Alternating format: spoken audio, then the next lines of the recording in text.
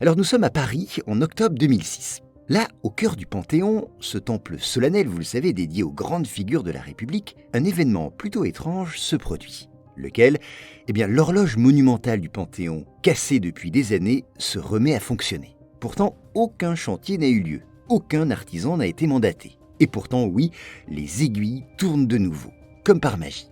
Comment l'expliquer? Qui a réveillé le mécanisme? L'affaire reste d'abord un mystère. Un mystère jusqu'à ce qu'un nom émerge, les Untergunther. De quoi s'agit-il? C'est un groupe d'activistes, plutôt discrets, très discrets même, passionnés par le patrimoine oublié. Et ce sont eux qui ont mené dans le plus grand secret, entre septembre 2005 et septembre 2006, cette restauration, la restauration complète de cette horloge. Mais le tout sans autorisation et sans alerter personne. En fait, pour être très précis, tout commence un soir de 2005. Les Untergunther pénètrent discrètement dans les hauteurs du Panthéon. Et là, ils découvrent un espace condamné, poussiéreux, qui abrite l'horloge Wagner. C'est une horloge qui a été installée en 1850. Un chef-d'œuvre qui est à l'abandon. Il est totalement oxydé. Pourtant, ses entrailles mécaniques peuvent encore revivre. Alors le groupe décide l'impensable, restaurer l'horloge clandestinement.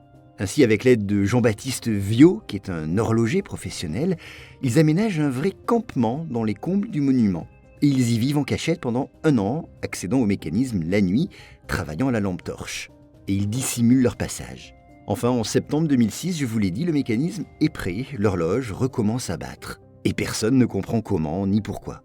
Alors quand le secret est finalement éventé, l'administration panique et le Centre des Monuments Nationaux porte même plainte pour intrusion.